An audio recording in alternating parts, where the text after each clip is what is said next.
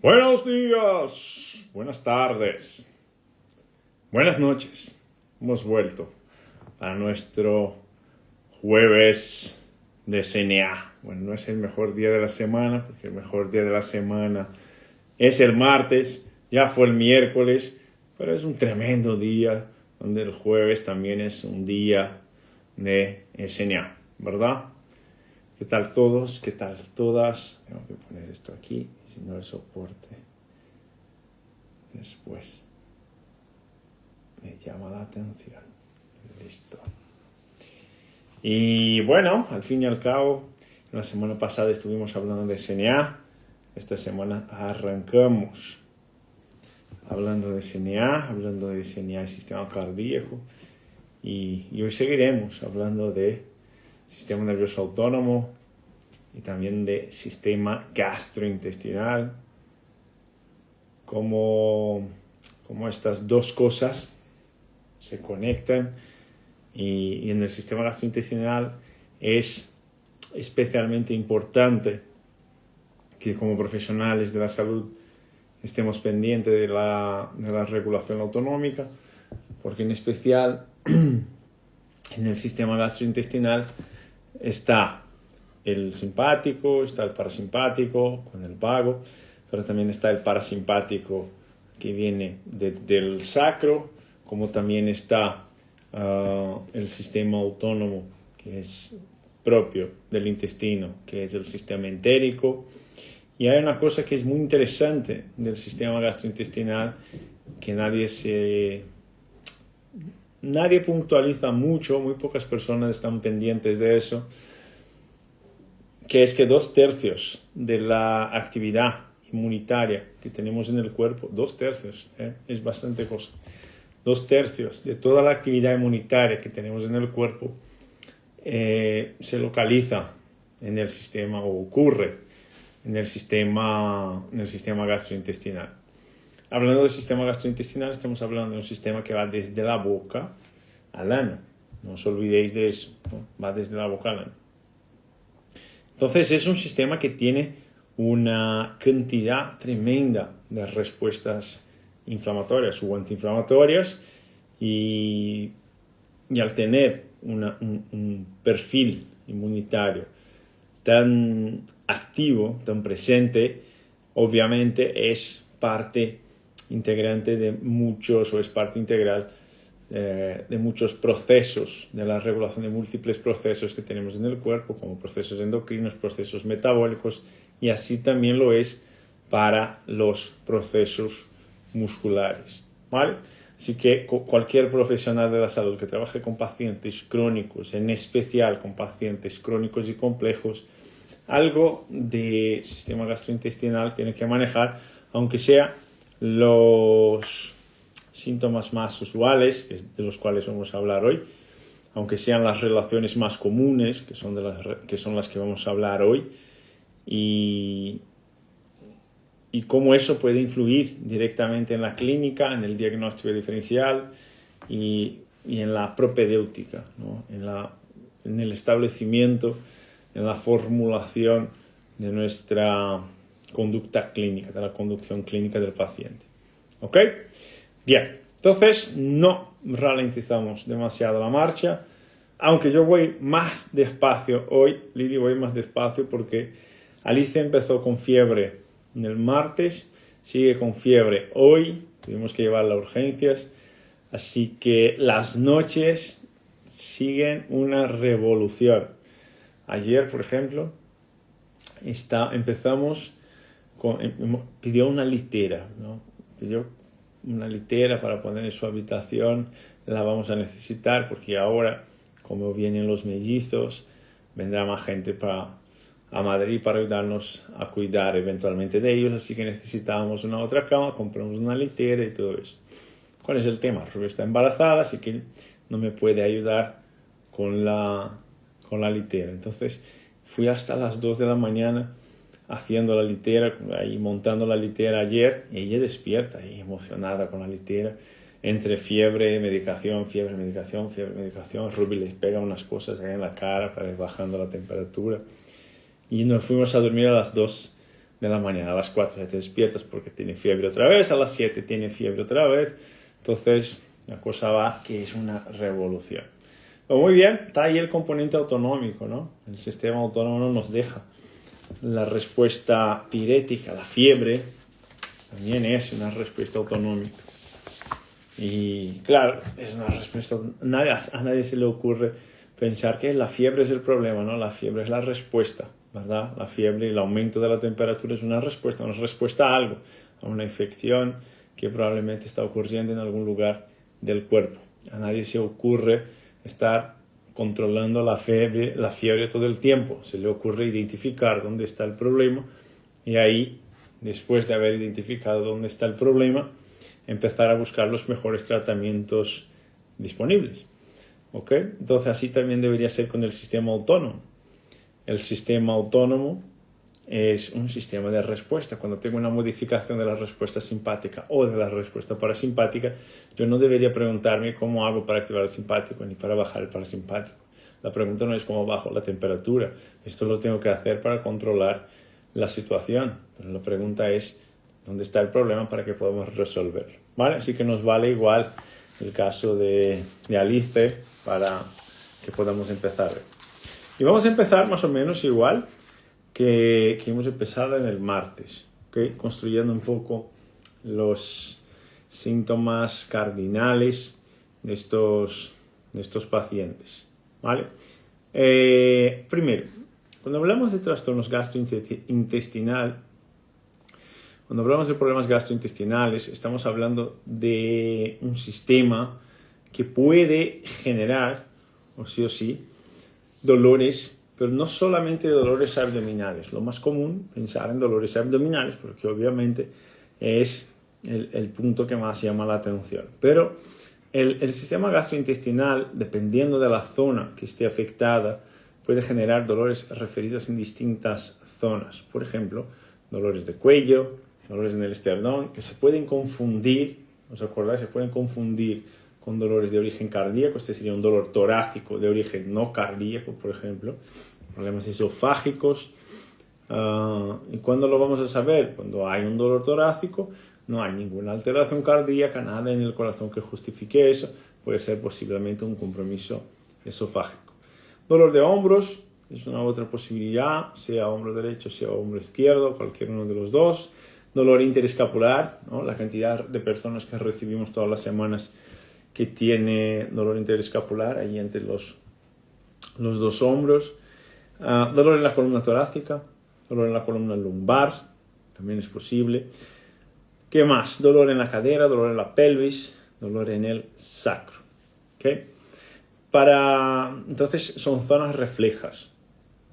¿Zonas reflejas de qué? De cuando tenemos alguna irritación, alguna inflamación, alguna infección, algún ruido, por ejemplo, inflamación de bajo grado en el sistema gastrointestinal. Esto puede generar este reflejo, este rebote en zonas de comportamiento somático.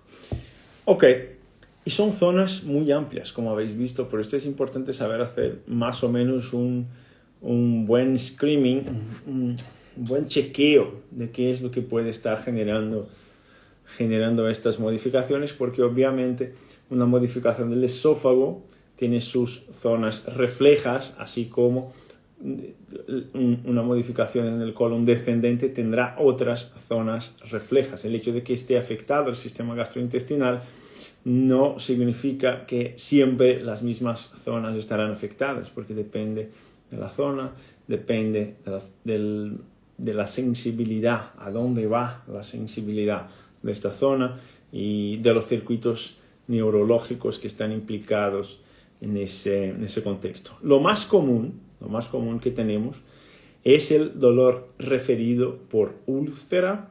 Ese es el dolor común el dolor referido más común, o por infección. ¿Ok? ¿Infección de qué? Infección o por una agresión al revestimiento mucoso. Entonces, por ejemplo, agresión al revestimiento mucoso. Cuando una persona dice que tiene reflujo o tiene ardor en la zona torácica, por ejemplo, no podemos olvidarnos que el reflujo, cuando ocurre el reflujo, lo que se produce en el reflujo es una agresión sobre la mucosa, una agresión sobre el sistema mucoso. Entonces, cuando hay una agresión sobre la mucosa, estamos hablando de que hay un perfil inmunitario proinflamatorio, ¿no? Esto que llamamos de inflamación de bajo grado, en parte pasa por eso. No hay que relacionar siempre la inflamación de bajo grado con lo que es la comida. Gingivitis puede generar inflamación de bajo grado, boca seca puede generar inflamación de bajo grado, y eso también es sistema gastrointestinal. Reflujo gastroesofágico también puede generar inflamación de bajo grado, ¿okay? Entonces, cuando hay una irritación de esta zona mucosa, lo que suele pasar en este plan local es un aumento de la actividad simpática local y una disminución de la respuesta vagal, de la respuesta parasimpática. Entonces ahí vamos colectando datos. Principales síntomas que están asociados con problemas de origen gastrointestinal. ¿Estáis preparados para apuntar? ¿Sí o no? ¿Se escucha bien? ¿Se oye bien? ¿Se cortó? ¿Se corta la transmisión? ¿Sí o no? Para mí la transmisión está normal. Decirme algo. ¿Estáis preparados para apuntar? Elizabeth dijo que se cortó. ¿Alguien más ve que se corta la transmisión? Que ahí lo cambio la red. Vamos bien. ¿No? ¿Todo bien? Ok. Entonces, síntomas principales. ¿Ok? Náusea. Punto número 1. Náuseas. Punto número 1. Náuseas. ¿Ok? Luego, vómitos. Náuseas y vómitos. Punto número 1. Punto número 2. Luego, diarrea. Luego, estreñimiento. Entonces ahí ya vamos construyendo los principales síntomas asociados. Náusea, vómito, diarrea, estreñimiento. Ok, más cositas. Disfagia. Disfagia es la dificultad de deglutir, la dificultad de tragar. Ok. Entonces, es un punto importante que todo esto que estamos comentando como síntomas más comunes que estén de alguna manera en la valoración del clínico responsable, del profesional, ¿no?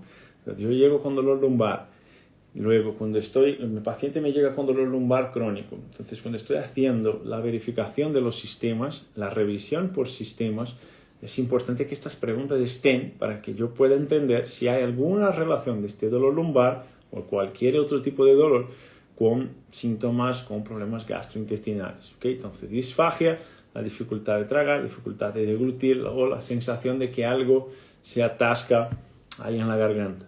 Más que eso, odinofagia, que es ahí el dolor para deglutir, dolor para la deglución, dolor epigástrico en sí mismo, dolor en esta zona, es algo que nos importa, y eventualmente nos importa la palpación de esta zona y mirar el revestimiento de los tejidos locales, nos va a importar también, porque nos va a informar de los tejidos de revestimiento, cómo se están adaptando los tejidos más profundos, si están más inflamados, vas a ver zonas de restricción del tejido en esta región.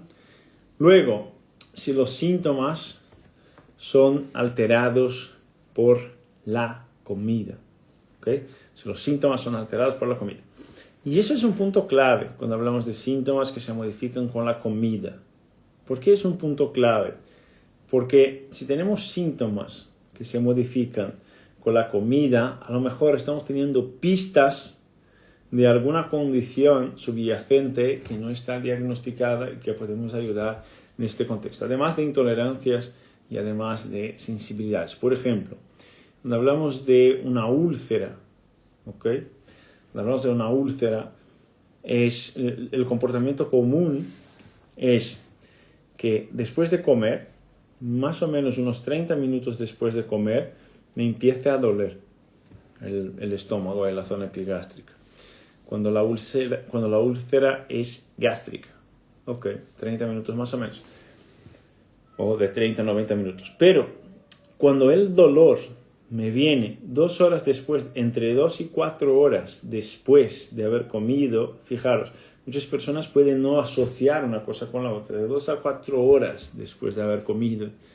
Si me empieza un dolor, esto puede ya ser un síntoma diferencial para entender que hay una úlcera, pero en este caso una úlcera duodenal, por ejemplo. ¿Okay? El primer tiempo es la gástrica, porque la comida llega ahí, entonces en 30 a 90 minutos, cuando empieza a doler 30 a 90 minutos después de comer, puedo sospechar de que puede haber una úlcera gástrica. Si es de 2 a 4 horas después de haber comido, puedo sospechar de que es una úlcera duodenal y a lo mejor no está ni diagnosticada, porque de 2 a 4 horas después de comer no es algo tan intuitivo en ese contexto, ¿vale? Entonces hay que estar atento. Más que esto, saciedad precoz. Saciedad precoz es un punto interesante para eso. Y cuando pensamos en saciedad precoz, podemos pensar en todos los mecanismos de acomodación del estómago que están relacionados a la función parasimpática o a la función simpática. Podemos pensar en el estrés, o podemos pensar también en un tubo digestivo, por ejemplo, que está más estrecho, que a lo mejor haya presencia de alguna masa, algún volumen, algo que puede estar ahí obstruyendo el tubo digestivo. ¿Okay? Y ahí se llena más pronto. Artralgia, dolor articular. El dolor articular que tiene que ver con el sistema intestinal, por ejemplo, suele ser o en una articulación o en dos. No es un dolor siempre en la misma zona, tiene características de ser migratorio y a veces es en una, a veces en dos articulaciones.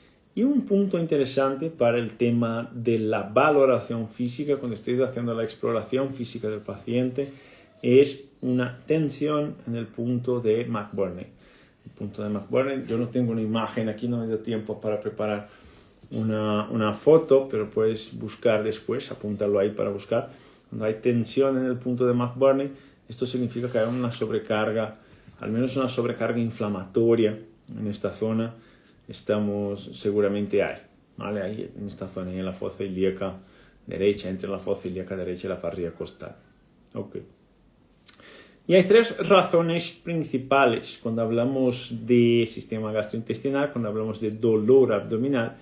Hay tres pilares principales del dolor abdominal. ¿Okay? El primero de ellos es la inflamación, tal cual, en sí mismo. De hecho, vemos mucho eso en consulta, el tema de la inflamación, principalmente cuando practicamos alguna maniobra, cuando practicamos alguna técnica, que el paciente tenga que ponerse en decúbito prono. McBurney es M-C-B-U-R-N-E-Y. McBurney sería M-C-B-U-R-N-E-Y. ¿Okay? Y vemos mucho esto, entonces, esta sensibilidad en el punto de McBurney cuando pedimos al paciente, por ejemplo, que se ponga en decúbito prono, y a lo mejor vamos a hacer una maniobra que aumenta la presión sobre la zona abdominal, ¿vale? Lo mismo pasa cuando tenemos un abdomen que está más inflamado, es decir, cuando palpamos en diferentes zonas, en presiones que son aún presiones no son muy suaves, pero que no son muy contundentes, ya se empieza a observar dolor. Cuando empezamos a apretar diferentes puntos abdominales, ya se empieza a observar dolor. Cuando hay dolor en esta palpación, seguramente hay inflamación, seguramente hay sensibilización de nociceptores, y esto en sí mismo ya puede estar generando dolores radiados a la pelvis, al sacro, a las lumbares, a las torácicas, a los hombros. Ahí hay que hacer el diagnóstico diferencial, ¿vale? Ahora nos preguntan, ¿en el curso también se explica todo eso en más profundidad, la implicación de la Leysinia a nivel digestivo? Se explica todo eso en la formación, sí, Arons P89. De hecho, Ruby me encargó de que pusiera el título del masterclass que vamos a hacer, solo para los alumnos, el título para el masterclass del día 27. Y yo tengo dudas si para este masterclass lo que vamos a hablar es de eje gut-brain, eje intestino-cerebro, o si vamos a hablar del eje vías aéreas, cerebro, conectando la respiración, el cerebro y el comportamiento.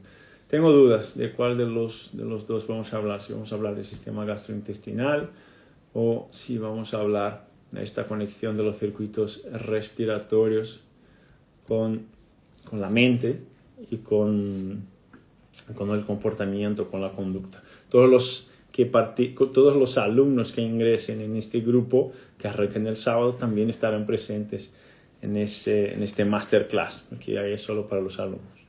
¿Vale? Bien, entonces inflamación, otro punto que estamos hablando. Pues dile que vas a hacer literatura gonzaguiana. Vamos a preparar eso, Lili, antes del final del año ya vamos a estar con eso. Bien, seguimos. Más allá de la inflamación, ok, distensión. Otro motivo de dolor abdominal es por distensión de las estructuras, de las vísceras, de los órganos que tenemos ahí dentro. Por ejemplo, cuando hay obstrucción intestinal, se empieza a dilatar, o cuando hay acúmulo de heces, por ejemplo, el paciente está muy estreñido, empieza a dilatarse mucho las estructuras internas y obviamente problemas isquémicos, problemas de obstrucción del flujo sanguíneo. ¿Okay? Entonces ahí tenemos los tres pilares de la construcción de por qué duele el abdomen. Así que si el abdomen duele, nosotros como clínicos lo que tenemos que empezar a pensar es este dolor, esta sensibilización de las estructuras somáticas, de las estructuras viscerales que tenemos ahí, ¿por qué viene? ¿Qué es lo que no se está adaptando? ¿Qué es lo que no está generando una buena regulación para que yo esté aquí acumulando marcadores inflamatorios, sensibilizando esta zona y produciendo estos cambios que a lo mejor se están reflejando en el tejido somático? ¿Vale? Y cuando hablamos no solamente de mecanismos adaptativos que van a generar esta sintomatología, también tenemos que considerar, y esto viene mucho, eso está muy bien que podamos decir, porque cuando estudiamos en determinadas escuelas de formación, por ejemplo, si trabajas con terapia manual, si trabajas con terapia manual, cuando estamos en algunas escuelas de formación, se suele enseñar terapia manual por esta zona abdominal como maniobra para el estómago, maniobra para el páncreas, maniobra para el hígado, maniobra para la vesícula, pero la verdad es que no somos capaces de ser específicos con terapia manual para ninguna estructura que esté localizada en esta zona. Entonces, cuando vamos a abordar, sea como test, sea como prueba o sea como terapia a esta zona, si queremos abordar los tejidos mesentéricos, los tejidos faciales, si queremos simplemente hacer un drenaje linfático en esta zona o disminuir la carga vascular por una estructura, por una víscera, lo que sea, tenemos que darnos cuenta que las vísceras abdominales responden sobre todo a stretch, a estiramientos y a presión. ¿Okay? Estiramientos y presión. Entonces, como las maniobras en esta zona no son específicas, es importante respetar las vías y los mecanismos, los fundamentos del funcionamiento de la zona. Entonces, si vamos a trabajar, si vamos a testear algo ahí, tiene que ser, obviamente, con los estímulos que generan cambios en la actividad visceral, que son estiramiento y tensión. ¿Okay? Seguimos. Sabéis que la otra posibilidad, Maribel, que yo había pensado, que era una clase que yo quería hacer desde hace mucho tiempo, era hacer una clase sobre la anatomía del peritoneo, la anatomía del mesenterio, de todo eso, ¿no? Para este masterclass que vamos a tener. No lo he decidido todavía. Hasta el final del directo de hoy ya me decidiré. La fascia también repercute. Eso repercute en la fascia. La fascia no repercute en eso. ¿Vale? Nerucha. Entonces, eso es una relación importante. Los tejidos de revestimiento faciales se adaptan a esta mala función visceral, a esta mala función orgánica. Y no al revés. No la víscera se va a adaptar a una mala función de la fascia. Porque si no hay una mala función de la víscera, no tiene por qué la fascia estar mal adaptada. La fascia se adapta al entorno. ¿Okay? Entonces, la dirección más probable de la adaptación es esa, y ahí la fascia se modificará también. Ok. El dolor de características inflamatorias del peritoneo visceral o del peritoneo parietal, son cosas diferentes, es descrito como constante, profundo y aburrido. Entonces, fijaros, dolor de característica inflamatoria es descrito como constante, es descrito como profundo, es descrito como aburrido. Son características de los relatos de los pacientes. Un dolor isquémico es un dolor constante, pero es un dolor repentino y es intenso. Una confusión que se hace eventualmente es que como el dolor visceral es mal localizado, suele ser un dolor sordo, es que no, entonces siempre que hay dolor visceral, tiene que ser este dolor de baja intensidad, que se queda ahí, pum, aburriéndote todo el día. Bueno, si no es por obstrucción, si es por isquemia, el dolor es fuerte, como es un dolor cuando hay, por ejemplo, una obstrucción de los ureteres, por ejemplo, o del riñón, tienes ahí, se suelta una piedra y ¡plum!, se te bloquea el canal. Cuando es un dolor por obstrucción, por isquemia, este dolor suele ser muy fuerte. Y ahí corre al hospital. Bien, seguimos. ¿Vamos bien? Ve apuntando. Todo eso tiene inervación del vago, tiene inervación del simpático, inervación del plexo sacro, inervación del plexo entérico. ¿Okay? Luego vamos a detallar un poco más. Seguimos con signos y síntomas antes de llegar ahí. Hablando un poco del esófago, los impulsos aferentes, siempre tengáis esto en cuenta, impulsos aferentes son impulsos que suben. ¿Okay? Suben, es decir, desde la periferia al centro. Impulsos eferentes siempre serán del centro a la periferia. ¿Okay? Aferente es el que va de la periferia al centro, eferente es el que viene del centro a la periferia. Del centro estamos hablando del sistema nervioso central supraespinal y de médula espinal, obviamente. Hablando del esófago, los impulsos aferentes del esófago, el esófago es grande, transmiten dolor a la columna torácica por los aferentes esplácnicos, así se llaman los nervios, desde T5 a T10, por ejemplo. La integración autonómica y la integración somática de los sistemas que están ahí implicados ocurre a través, esto es importante que lo tengáis en cuenta, ocurre a través del vago y ocurre a través del frénico. ¿Okay?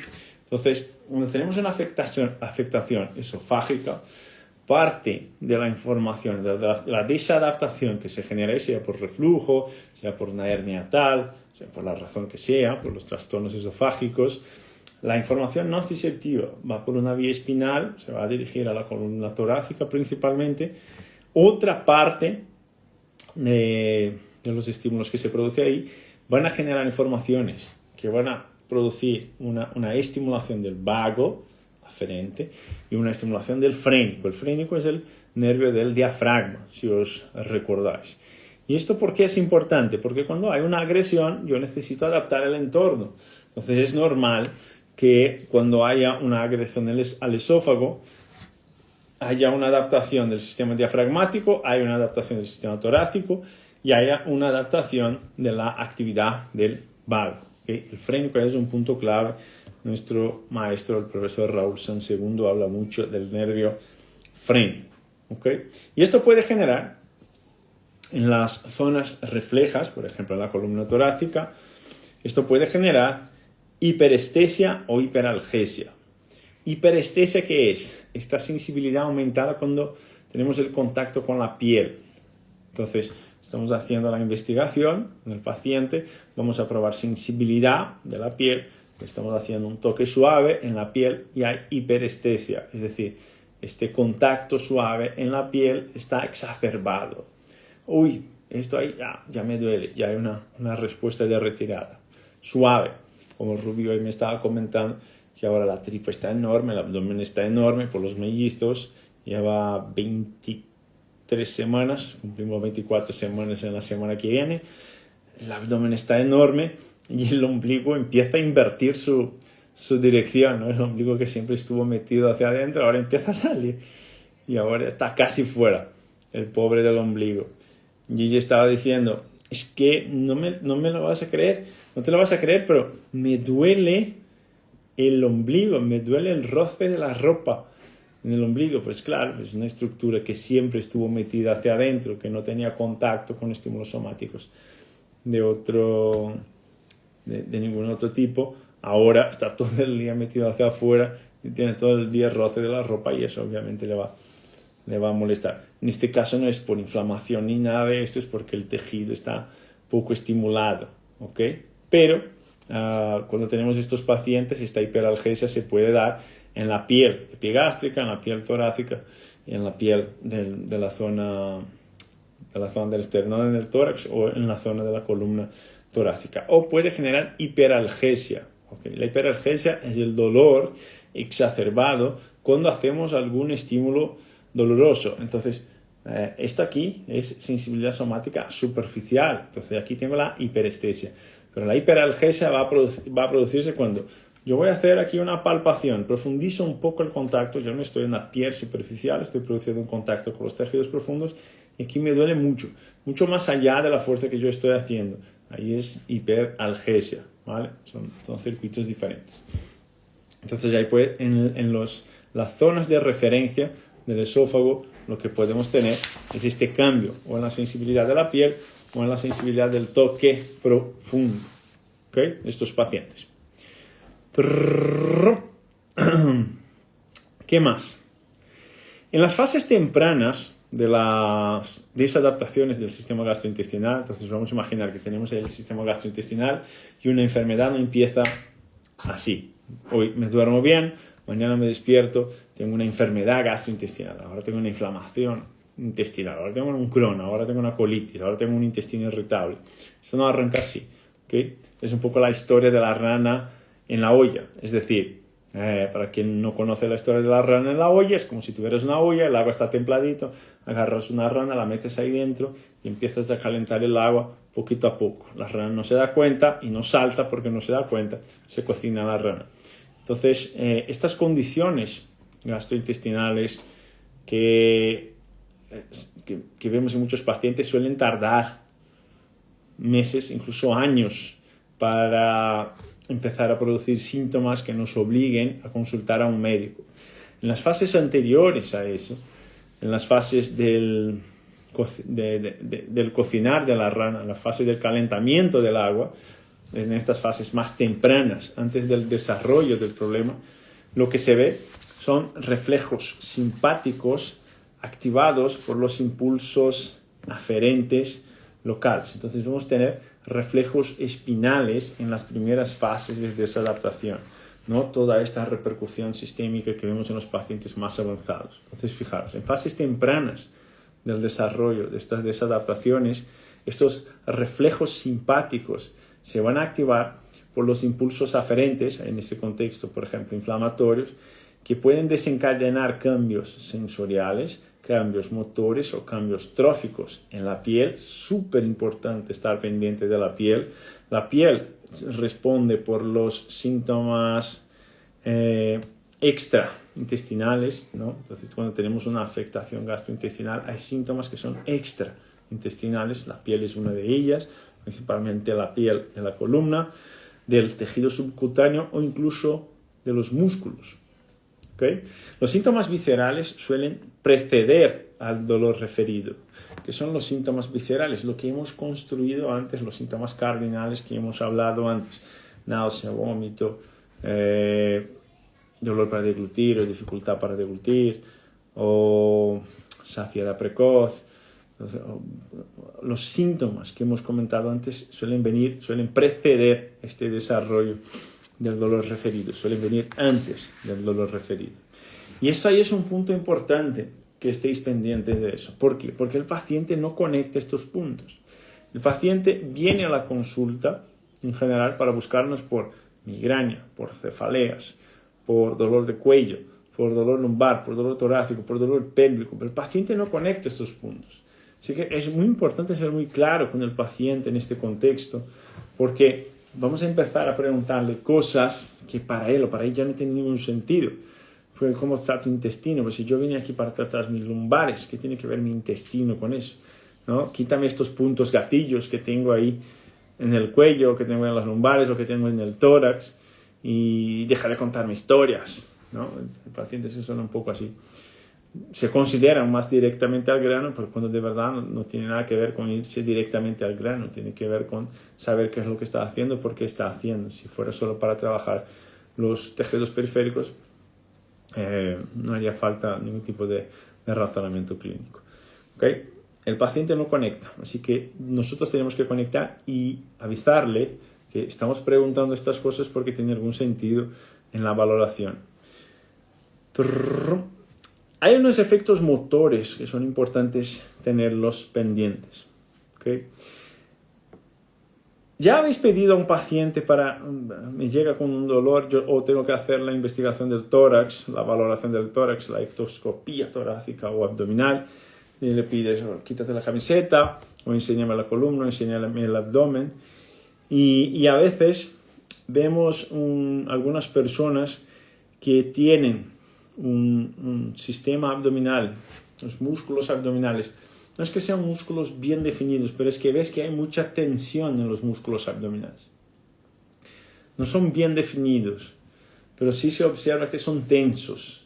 Aunque no sean definidos, son tensos, como observas varias líneas de tensión en la pared abdominal. Estas repercusiones inflamatorias, obstructivas o isquémicas que estamos hablando pueden generar efectos motores, efectos sobre la musculatura abdominal o la musculatura paravertebral, por ejemplo. Es muy común observar en los músculos abdominales y puede parecer que esto viene de una respiración que no es correcta. Fíjate, otra vez diagnóstico diferencial. Es que, claro, veo que cómo respira mal, los músculos abdominales los vemos en esta forma. ¿Te recuerdas que hemos dicho antes que los inputs aferentes, por ejemplo, inflamatorios o nociceptivos, van a generar una información que va a la vía espinal, una información que va al vago, una información que va al frénico? La respiración en general es una mala adaptación a la raíz de problemas internos. ¿Okay? Entonces, eventualmente, en estos pacientes que vemos este aumento de tensión en las líneas abdominales, esto pasa y se define esto como una contracción de protección del recto abdominal, por ejemplo, y de los músculos superiores al ombligo. Fijaros, una reacción de protección, como si la estructura interna, al generar esta información más proinflamatoria, estuviera generando rebotes o reflejos espinales que producen una respuesta de protección en los músculos abdominales. Esto no llega a ser funcional. Vas a encontrar ahí espasmos, puntos gatillos, una fascia modificada, principalmente por encima de la línea del ombligo, principalmente en la línea superior al ombligo. ¿Okay? Ahí vamos a encontrar disfunciones esofágicas, disfunciones del hígado, disfunciones de la vesícula biliar, disfunciones del estómago, disfunciones del píloro, ¿okay? ¿No? Incluso disfunciones diafragmáticas, por encima de la línea del ombligo. Ahora, también habrá estas reacciones de protección por debajo de la línea del ombligo. Y por debajo de la línea del ombligo, cuando tenemos esta respuesta de protección baja, lo más probable es que estemos hablando de problemas del ilion, del yeyuno, del apéndice, del ciego, del colon, del recto. Ahí hay más probabilidad de generar este rebote, esta zona refleja por debajo, este espasmo por debajo de la línea del ombligo. Esto por la inervación que tiene cada uno de ellos. ¿Okay? Entonces, repitiendo, estómago, hígado, vesícula, píloro o diafragma torácico o esófago, estamos hablando de reacciones de protección abdominal por encima de la línea del ombligo.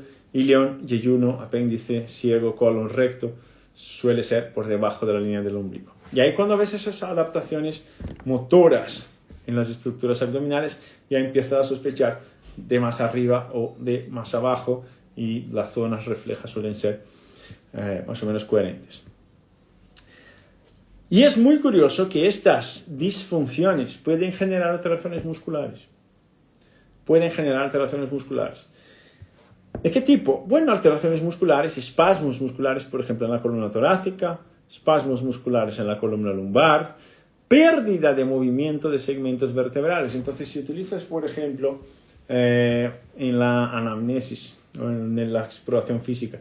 Inclínate a la derecha, inclínate a la izquierda, inclínate hacia adelante, inclínate hacia atrás y empieza a mirar, por ejemplo, zonas planas en la columna vertebral, zonas de pérdida de movilidad. Si hay un trastorno visceral, un trastorno inflamatorio que esté generando este espasmo muscular, lo normal es que se produzca un espasmo muscular de protección. Este espasmo muscular de protección va a impedir la buena movilidad de estos segmentos vertebrales. Y como hay un problema de movilidad del segmento vertebral, si no manejas nada del sistema gastrointestinal, lo primero que vas a interpretar es que tenemos un problema de columna, cuando en la columna de verdad está el reflejo, está el rebote y el problema está en el sistema intestinal. ¿Se entiende eso? Y esto va a generar cambios mecánicos en la estructura, va a generar cambios mecánicos en el sistema motor. ¿Sí o no? Esto se confunde fácilmente con problemas en la columna. Puede ser en la columna cervical, puede ser en la columna torácica, puede ser en la columna lumbar. Por estas respuestas de protección. ¿Se entiende esto, sí o no? Decirme algo.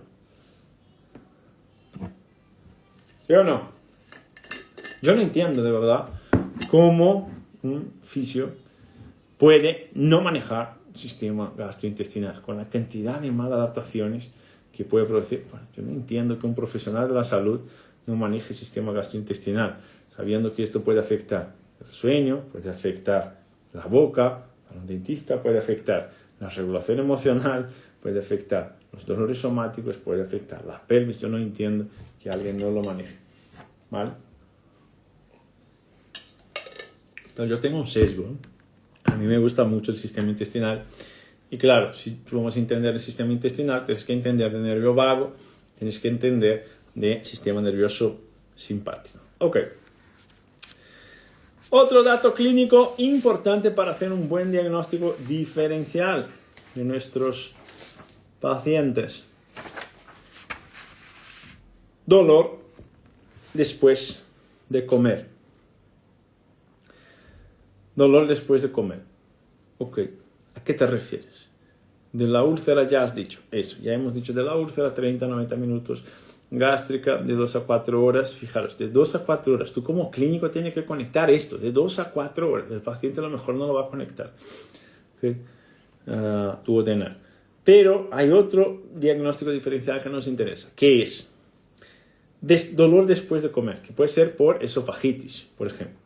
¿Okay? O puede estar asociado a isquemia coronaria. Si duele después de comer y mejora de pie, me duele después de comer y ahora me pongo de pie y esto mejora, voy a sospechar más de esofagitis. ¿Okay?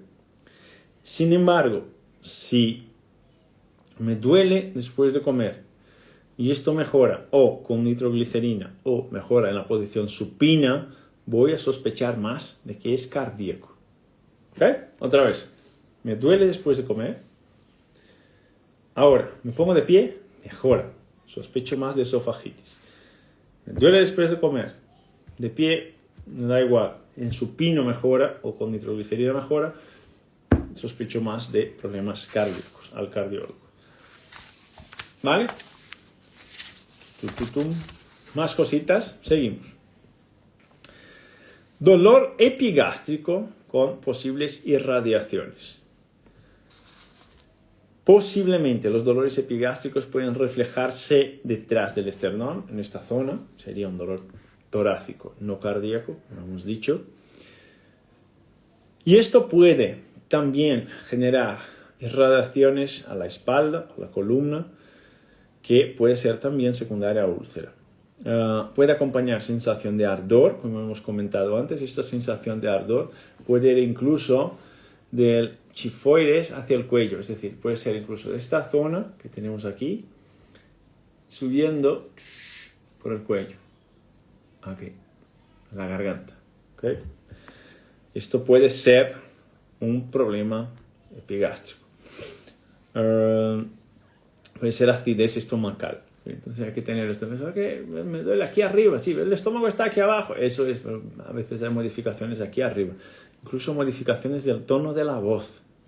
Incluso a veces uno tiene reflujo, no se da cuenta y lo que empieza a cambiar es el tono de la voz. ¿Okay?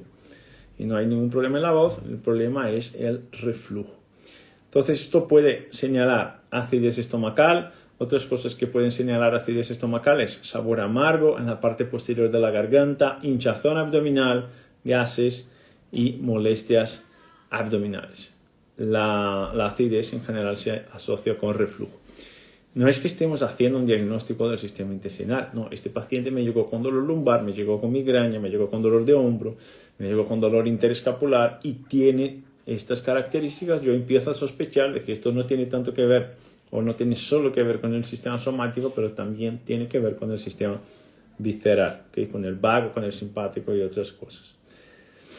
Y esto, como hemos dicho antes, va a producir adaptaciones mecánicas también en la columna, que incluso en esta condición, este dolor mecánico en la columna puede cambiar al movimiento. Entonces aquí tenemos un punto que es clave de todo eso. ¿Por qué? Porque una forma de diferenciar un dolor somático de un dolor visceral es que un dolor visceral no suele cambiar con el movimiento. Pero claro, cuando imaginamos que esta desadaptación ya se mantiene desde hace años y años y años, lo que empieza a producir son modificaciones del comportamiento mecánico en la estructura muscular paravertebral, por ejemplo. Y ahí cuando empezamos a poner movimiento que van en contra de esta mala adaptación, lo que va a pasar es que el movimiento me empieza a doler la zona, pero la zona en sí mismo no tiene ningún problema, está mal adaptada por la parte visceral. Ahí tenemos que hacer el diagnóstico diferencial. Si no tenemos datos, si no conocemos del sistema gastrointestinal, poco podremos hacer ahí que no sea más que manipular o que liberar la fascia, poner agujas o liberar punturas, gatillos, pero el comportamiento patrón de estos pacientes es que vuelve todas las semanas o que vuelve cada 15 días o que vuelve cada mes y vuelven igual. ¿Okay? Más que esto, más que esto, más que esto. Otra cosa importante son los síntomas asociados a la comida. ¿Okay? Esto ya hemos hablado, dolor de úlcera gástrica 30-60 minutos después de comer, duodenal o pilórica 2 a 4 horas. El dolor visceral duodenal, esto lo vemos en el SMA avanzado. Dolor de úlcera duodenal suele venir entre la medianoche y las 3 horas de la mañana. ¿Okay? Esto es un punto importante. Entre medianoche y 3 horas de la mañana. Cuando hay dolor visceral entre medianoche y 3 horas de la mañana, empezamos a sospechar de esta zona que hay ahí. Son comportamientos circadianos. Ritmos circadianos son importantes en este contexto. Más que esto, hemos dicho antes también como síntomas cardinales el estreñimiento, que va a producir muchos tender points, no trigger points, sino tender points. Estos tender points, ¿cuál es el músculo preferido del estreñimiento? Es el psoas, el músculo del alma, ¿verdad? Entonces, el estreñimiento suele producir muchos tender points, puntos de tensión en el psoas, ¿okay? Y suele producir, obviamente, cambios en la posición de la pelvis. Si ya hay cambios en la posición de la pelvis, con un shift anterior de la pelvis, una rotación anterior de la pelvis suele producir esto. Si eres nuestro alumno ya, sabes que esto va a generar un problema de presiones intratorácica e intraabdominal que va a afectar directamente a la modulación autonómica. Es interesante el estreñimiento porque dependiendo del grado de estreñimiento puede haber incluso de 1 a 2 kilos más de un lado que del otro. Y es curioso, cuando hacemos una prueba, un test clínico sencillo para hacer con estos pacientes que son estreñidos, por ejemplo, es tener 2 balanzas en la clínica y pedir al paciente que suba un pie en cada balanza y que se ponga de pie, y ahí observas la distribución de carga entre los 2 pies. Y es mucho más común en pacientes estreñidos que del lado izquierdo la balanza tenga un peso más elevado, un peso más alto, que es donde se suelen concentrar las cajas, ¿vale?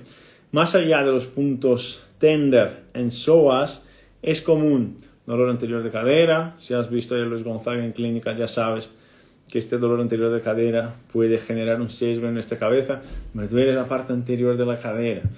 ¿Por qué? Porque el cuerpo te está tirando hacia adelante, la cabeza del fémur empieza a empujar la cápsula articular y ahí empieza a doler. ¿Y qué hacen muchos profesionales? Empiezan a estirar esta zona, pero la zona ya está laxa, ya está floja. No tienes que estirar una zona que está floja. Pero ahí para abordar el dolor empiezan a hacer esto. Lo que se produce eso es nada más que empeorar la situación. Puede ser también en la ingle, así como puede ser un dolor en el muslo. ¿Okay? Esto puede pasar porque cuando el paciente está estreñido, este estreñimiento empieza a generar compresiones sobre las estructuras neurales que pasan ahí entre la columna y el abdomen. Entonces las cacas hacen presiones en los nervios y empieza a generar este dolor irradiado incluso a los muslos como si fuera una compresión de L2, L3 o de L3, L4. Puede ser cadera derecha, puede ser cualquier una de las dos caderas, más común la izquierda. ¿Okay? Y cuando hay dolor lumbar crónico más estreñimiento,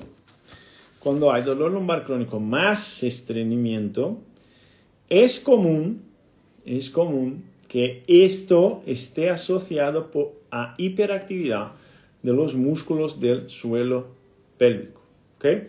Otra vez, cuando hay dolor lumbar más estreñimiento, es común que esta situación esté relacionada a hiperactividad de los músculos del suelo pélvico, aunque el suelo pélvico no parezca tener nada. Así que en este contexto es importante hacer un buen screening pélvico y saber si hay algo que valorar, derivar a un profesional que sea experto en suelo pélvico. ¿Vale? Apuntado eso, pasamos al siguiente punto. Artralgia, inflamación intestinal va a producir inflamación de las articulaciones, gut inflammation, joint inflammation. Okay. Si hay inflamación intestinal va a haber inflamación articular. Aunque no se conozca muy bien el mecanismo de esta mala adaptación, se sabe que si hay inflamación intestinal va a haber inflamación articular. Okay. Es una relación que ya está establecida en la literatura, ya se conoce muy bien esta relación. Por ejemplo, pacientes que tienen Crohn, que tienen colitis, es común que sufran con hinchazón, con derrames articulares, con dolores articulares, aunque no se sepa muy bien, no esté muy bien establecido el por qué. Pero si hay inflamación intestinal, hay inflamación articular. Y las inflamaciones articulares suelen ser asimétricas, suelen ser migratorias y suelen afectar una, como mucho, dos articulaciones. No es como tipo fibromialgia que te duele todo el cuerpo. Es una, como mucho, dos articulaciones cuando es esta condición que viene del gut, del intestino. ¿Okay? Y el dolor articular suele ser precedido, este es un súper punto, este es un súper tip clínico que puedes apuntar ahí. Este dolor articular que tiene como raíz de todo, que viene a la raíz de los síntomas intestinales, suele ser precedido de 1 a 3 semanas por diarreas, uretritis o infección. ¿Okay? O algún síntoma más importante. 1 a 3 semanas. Te repito lo que he dicho antes. El paciente no conecta los puntos. En parte no conecta por eso. Una cosa pasa 4 horas después de comer. Y sí, tiene que ver con la comida. Otra cosa pasa 1 semana antes o hasta 3 semanas antes de que me duela la articulación. Es natural que no haga conexión, porque te va a decir, pero esto pasó hace 15 días, ¿no crees que esto me va a generar una afectación ahora? Pero sí, si estamos hablando de problemas gastrointestinales que tienen inervación del vago, del simpático, del plexo entérico, sí es posible y es una característica común que haya dolor articular de 1 a 3 semanas después del paciente haber tenido estos episodios de diarrea, uretritis o infección de repetición. Y los dolores más comunes por frecuencia vienen así. Más común de todos, rodillas. Rodillas más común de todos. ¿Cuántos clínicos tenemos ahí tratando rodillas que de verdad no son rodillas? Son problemas intestinales, ¿no? Como no se sabe medir, como no se sabe hacer una buena anamnesis, como no se sabe pensar más allá de músculos y articulaciones, nos quedamos con la rodilla. Luego, después de la rodilla, tobillos, después de los tobillos, hombros, después muñeca, codo y pequeñas articulaciones. Así, de arriba hacia abajo, del más afectado al menos afectado. Otra vez, rodillas primero, luego tobillos, hombros, muñeca, codo, pequeñas articulaciones. ¿Okay? Norma dijo, es tan notorio eso en los pacientes, en ese momento estoy atendiendo a alguien que tiene esta sintomatología. Y abordando el peritoneo con drenaje y demás elementos, el dolor se retiró y movimientos sin dolor. Eres una máquina, Norma. Eres una máquina. Madre mía. No está en nuestra formación avanzada ya. Eres una máquina. Y yo me recuerdo el primer día que hablé contigo. Puede parecer increíble, pero sí que me recuerdo. En este contexto, aún en el contexto artralgia, para no perder el hilo, pueden estar presentes rigidez, puede estar presente rigidez matutina, ¿okay? Dolor, puede estar presente, sensibilidad alterada y rango de movimiento disminuido. Fijaros, todo lo que nos llevaría a creer de que es un problema articular. ¿Okay? Y si es un problema articular, ¿dónde vamos? Al traumatólogo. Si es un problema articular, ¿qué hacemos? Puntos gatillos, fascias, entrenamiento motor, bueno, ya lo sabéis. Más que esto, y última cosa que tengo apuntado aquí, es común en estos casos de inflamación intestinal, fascitis plantar. Fascitis plantar. Fíjate qué curioso. Problemas en la planta del pie. Fascitis plantar. ¿Cuántas fascitis plantares no se resuelven por nada en la vida y no mejoran con nada en la vida? Aunque estés ahí con la botella de agua congelada pasando por debajo del pie, haciéndote masajitos en el pie, y no resuelve por nada. Ok, y todo esto está modulado en parte por la actividad vagal, por la actividad simpática, por la actividad del plexo entérico.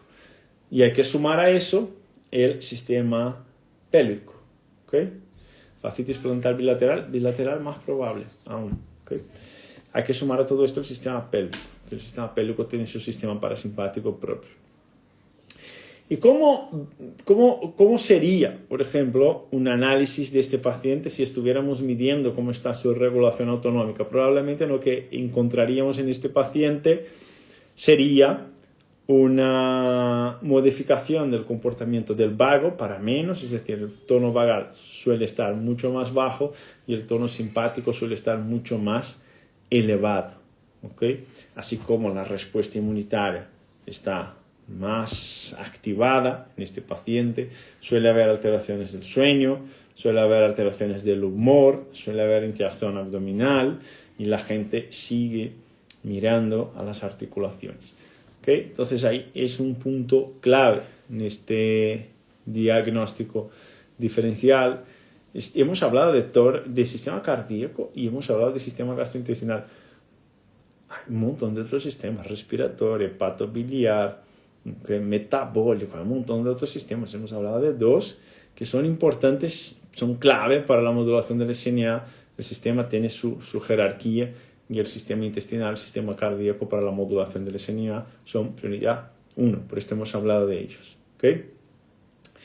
Y es curioso porque hemos visto que las modificaciones torácicas van a producir dolores que pueden venir a la boca, al ATM, al cuello, a la garganta, al tórax, incluso al estómago. Y hemos visto que los problemas abdominales pueden venir al cuello, a los hombros, al tórax, a la columna y a la pelvis. Entonces, lo que vemos en estas relaciones de sistemas, en estos circuitos de regulación, es que hay muchos problemas que se reflejan en la parte muscular, en los tejidos somáticos, pero no tienen necesariamente algo que ver con los tejidos más periféricos. Y es curiosísimo porque cuando hablamos de dolor, por ejemplo, no tenemos una zona de representación en el sistema nervioso central, en el cerebro, no tenemos una zona de representación para el dolor visceral. Entonces, todas las informaciones nociceptivas que salen de la víscera llegarán al tálamo y van a activar algunas zonas, por ejemplo, de la corteza somatosensorial. Pero que la corteza somatosensorial lo que refleja es dolor en las estructuras musculares, faciales, periféricas. Pero fíjate, las estructuras viscerales generan coactivación de muchos circuitos somáticos. De hecho, parte de eso, del hecho de que estén generando activación de zonas somáticas en el cerebro, es la parte de la explicación de por qué un problema de la víscera me duele en el músculo. ¿Okay?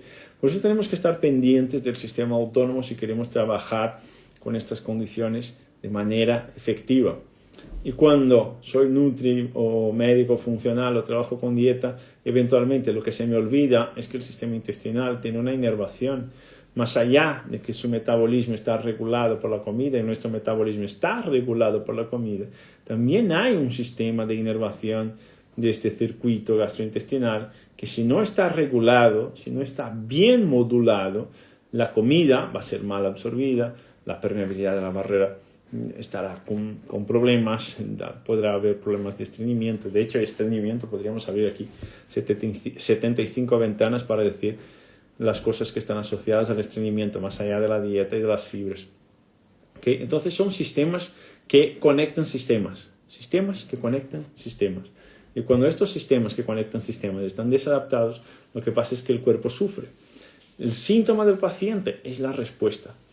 Lo que tenemos que encontrar, la pregunta. El SNA, ¿qué es lo que nos ayuda a buscar? ¿Cuál es la pregunta que yo tengo que hacer para entender por qué el sistema dejó de adaptarse? ¿No? Para mí la pregunta clínica más importante no es ¿cómo hago para resolver esto? La pregunta clínica más importante es ¿por qué esto que debería adaptarse dejó de adaptarse? Porque es ahí que yo tengo que trabajar. ¿Okay?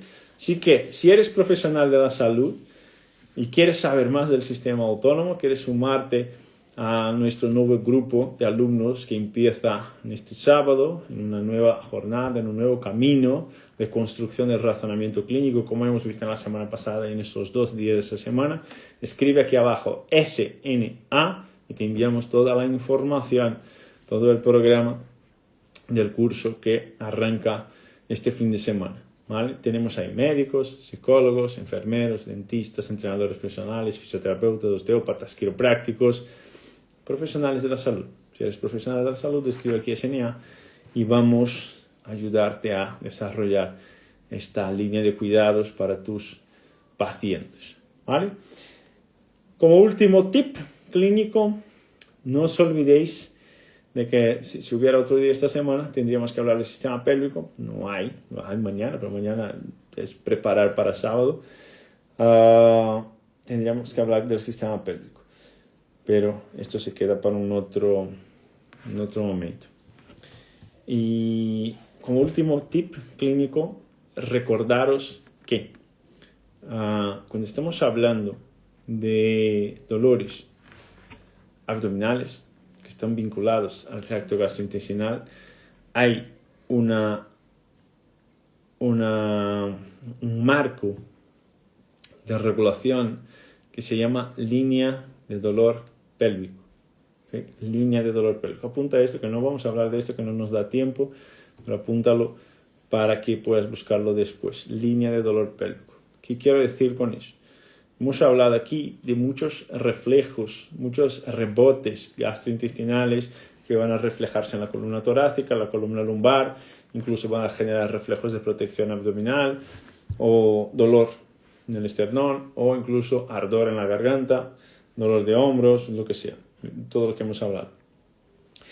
Y eso pasa porque determinadas estructuras abdominales van a enviar las informaciones nociceptivas por la misma vía que hace su inervación motora. Entonces, cuando estamos hablando de estómago, por ejemplo, esta información va a subir a la columna torácica de T5 a T9, porque el impulso eléctrico nervioso eferente, que viene de arriba hacia abajo, que va a hacer la inervación de estómago, viene de T5 a T9. Así que las informaciones que se generen en el estómago subirán a T5 a T9, por esto duele el tórax. Lo que pasa es que parte de las vísceras abdominales y vísceras pélvicas y del sistema gastrointestinal ya no está inervado por el sistema torácico, ya está inervado por el sistema pélvico. Entonces, en algunas estructuras que tenemos, lo que va a pasar es que esta información no va a subir, sino que va a bajar.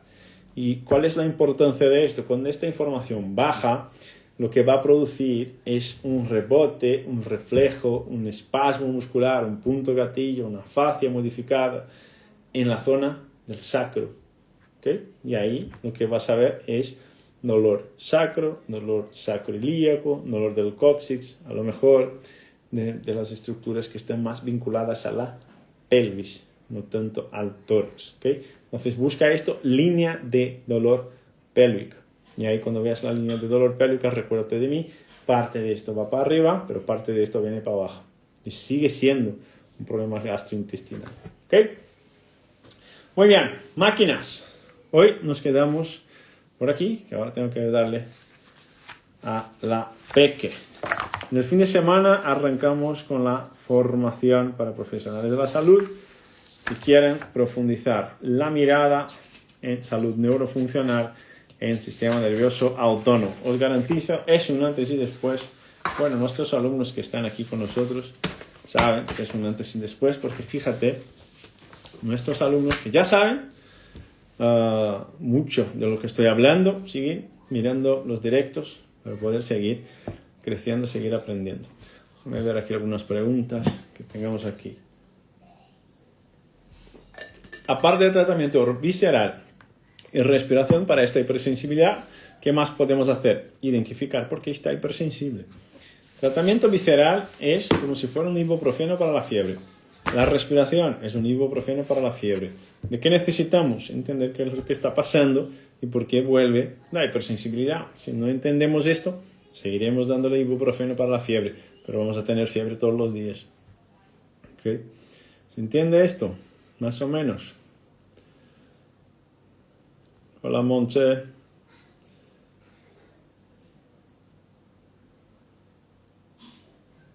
¿Se entiende eso más o menos? La fisiosalud funcional. Me gusta, ¿eh? Fisiosalud funcional. Monse también tiene un semejante. ¿Vale? Salud neuropostural. Me gusta. Ya empezamos a hacer la conexión de elementos. Ok, sí, pero ¿cómo lo identificamos? Solo un profesional entrenado lo identifica. Si no, es imposible. Imposible. Nosotros, cuando hablamos de nosotros mismos, somos la rana en la olla. ¿Qué pasa con la rana en la olla? La rana que está en la olla no identifica que se está calentando el agua. ¿Okay?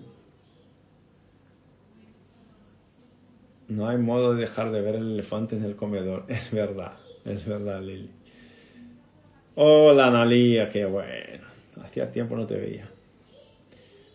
Ok, entonces esto es importante, esto que preguntó Mama MG336. Es decir, ¿cómo yo identifico cuál es mi problema?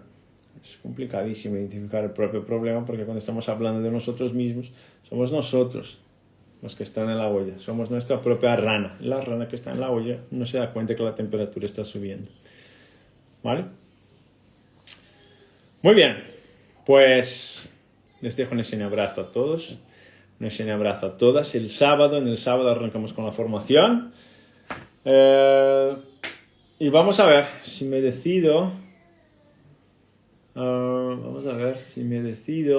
Si vamos por el respiración, sistema cognitivo o si eje gut-brain. ¿Qué opináis? Dame una opinión ahí. Vamos por la respiración y el sistema cognitivo, las conexiones de todo eso, o vamos por el eje intestino-cerebro. ¿Qué opináis? Hay tanta cosa que he puesto aquí. Es curiosísimo. Yo empecé aquí mi ventana de internet. Yo tenía aquí una ventana de internet abierta cuando empecé a buscar el tema. Tenía una pestaña. Terminé, tenía 48 pestañas para mirar. Entonces es complicadísimo.